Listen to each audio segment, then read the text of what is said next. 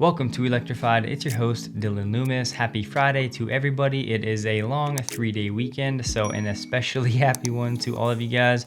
And on top of it, we just got Tesla's official Q2 delivery and production numbers. So as you can see, through all of the supply chain and logistical challenges, Tesla managed to deliver 201,250 vehicles, which is basically right in line with the consensus estimates of about 201,000, and they produced a few thousand more at 206,421. And just remember that in Q3 and Q4, we should see this Model S and X line increase dramatically as they ramp back up the production of the new Plaid models, because in Q1 they had zero production, and in Q2 obviously still very limited, but they are expected to be ramping back up throughout Q3 and Q4. So here we have our simple little handy dandy chart, but as you can see, this puts them at 386,050 deliveries year to date for 2021. And yes, this was indeed a record quarter. As you can see, the previous watermark was Q1 with 184,800. So this is a brand new quarterly record for Tesla, which I think everybody was expecting. Yes, because Fremont is expanding, but mostly because Giga Shanghai, they are still in the ramp up phase, especially with regards to the Model Y. Now, Tesla's guidance for this year has been very gray. Elon hasn't really put a specific number on it. People are talking about 850,000. Dan Ives is talking about 900,000. But what Elon did say was they're expecting 50% year-over-year growth. That is what they are sticking to and aiming for. So if that were the case, as you can see, that would put them at about a 750,000 corporate guidance for 2021. But I think a lot of people were on this 1 million delivery tracker for 2021. And Sawyer Merritt a few weeks or months ago tweeted that internally Tesla is actually aiming for 1 million vehicle deliveries this year. So if that were the case, that means they need another 613,900 for the last half of 2021, which is 306,000 per quarter. Now, of course, this is going to probably be split more like 60-40 because Q4 is typically the strongest quarter of the year. But hypothetically, if they were able to hit 306K in the third quarter, that would be a 52% quarter-over-quarter growth rate, which is a big number, but it is not unreasonable. If you take a look at 2020, even from Q2 to Q3, you can see that roughly they hit that almost 50% quarter-over-quarter growth mark. But as mentioned, with the expansion of Shanghai and getting the Model S and X Plaid back online and ramped up to production, at this point I would say there's an outside shot. I don't really like to guess and put numbers on it. There's enough other people that already do that. But honestly, for me, anything over that 750,000 number would put them on that 50% year-over-year growth, which is really all I care about for the long run. And then anything over 800,000 is just icing on the cake. So shout out to the Tesla team for an awesome Q2, a new record watermark, and what a great way for the most American EV auto brand to head into the July 4th weekend. And a few other things. So Dirty Tesla tweets, Tesla Vision is seriously killing it. First Tesla challenge leads to a zero intervention drive from home to work. To which Elon replied, yeah, it's next level and will just keep getting better with more training data from the fleet. Tesla Sim or simulation team is also crushing it. And the simulation team basically just makes up examples to train the fleet to simulate what actually happens in the real world. Elon then confirms, when we need strange training examples, half a car on a highway, Tesla Sim delivers.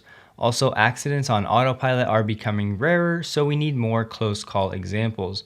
For safety tests, Autopilot sees dummies far away, emergency braking only needed for distracted drivers. And then Elon was also asked, will you talk more about the simulations at AI Day? Seems like a really fascinating topic. I agree. And Elon said, sure, we can show them live, eerily realistic. Maybe we should make a game. So remember that all of the automakers out there that don't have a ton of cars on the road that are gathering data to train whatever type of full self-driving or autopilot they have, they are more heavily reliant on simulations for training. So it'll be really interesting to see where Tesla is at in this game and how their simulations work. So Tesla AI Day, hopefully in the next few months. Morgan Stanley put out a note late last night about Tesla in India, and there are a few important takeaways. The Indian Transport Minister said that they are building electric charging stations along select highways and referenced Tesla. Morgan Stanley thinks Tesla India is going to start getting serious investor attention in the coming months and quarters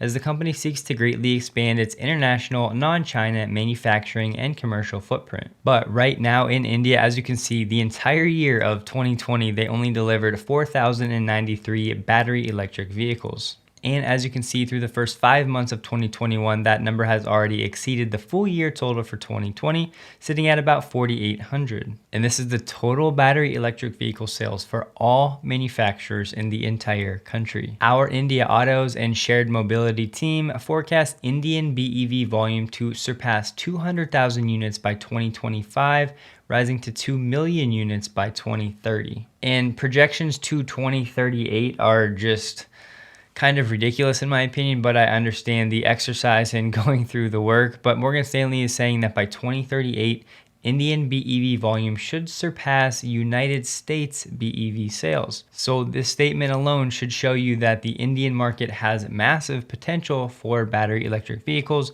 but they also have a very, very long way to go, especially when it comes to infrastructure. I think this Tesla and India relationship will be a very interesting one to watch. It's a unique market, and I really see a lot of potential, especially for Tesla Energy in India, so we'll see.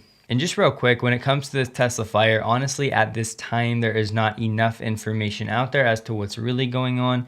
There's a lot of speculation, there's a lot of guessing, and rather than waste your time, I'm personally just going to wait a few days or weeks to get some more information until we can let things shake out a little bit. But honestly, either way, I'm not going to be losing any sleep over this, and you shouldn't either. And real quick, Tesla actually applied for 2 patents with regard to solar panels. The present disclosure relates to solar panels, and more particularly to techniques for obscuring solar panels from certain sight lines or vantage points, color matching a back sheet of a solar panel with the cell of the panel, and camouflaging solar panels. And you can see the second one titled Glass Cover with Optical Filtering Coating for Managing Color of a Solar Roof Tile. I'm going to link both of these below if you want to go ahead and read further. But the simple takeaway is that Tesla is seemingly working on changing the appearance of the solar tiles from different angles and potentially working on some different color options or camouflage options. So once again, go ahead and take a look if you want to learn more. And I wanted to share this video because I think the Hunter Green is very slick looking. I really love this car, and you don't see it that often.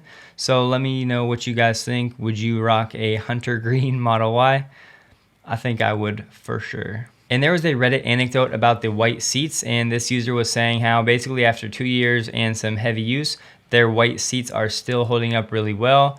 The baby wipes are one of the best ways I know of that people are cleaning the seats, but they also added a few stains were left for upwards of a week before being wiped off. The baby wipes got 90% of the blemishes, and the hair dye took rubbing alcohol. Here's to another 2 years of spills. And I want to hear from you guys. If any of you actually have the white interior, let me know what your experience has been. Eventually, when Ashley and I get a Tesla, we definitely want the white seats, and we like hearing from more people. And I thought this was a pretty useful anecdote. And I was actually going to upload a video yesterday, but my power was out for most of the day. But in case you missed it, NIO released their Q2 numbers, and they set new records for themselves. As you can now see, NIO delivered 8,083 vehicles in June 2021, 116% increase year over year, and they delivered 21,896 vehicles for Q2, up 111% year over year. And cumulatively year to date, they are sitting at about 117,500 deliveries. In this chip shortage that is continuing, and many industry experts think will continue for the next few years perhaps,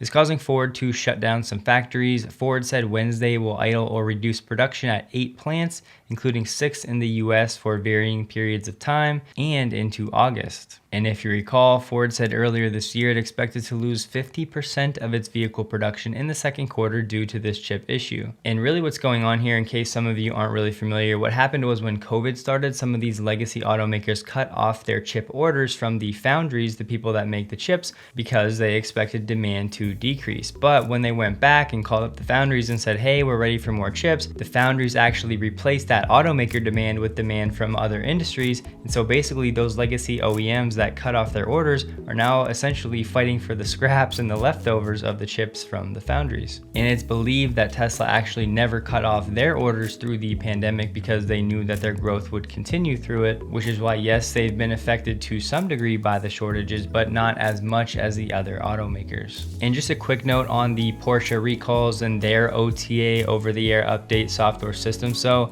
I just need you guys to know it's not on the same level as Tesla. So basically all of these other automakers are going to be saying we have OTA updates, but their capability relative to Tesla, it's really still night and day. For example, this one specifically for Porsche, they said such a large amount of data is transferred that a smooth update in the Porsche center is ensured with a high-speed line. So while it might technically be a over-the-air software update for this one, all of these Porsches are actually going to have to go to the service center, which kind of defeats the purpose of an over-the-air update. But that's all for today. Please take a second to like the video if you did, and I hope that all of you have an excellent weekend. Enjoy your 4th of July holiday. Everybody stay safe out there, and a big thank you to everybody on the next screen.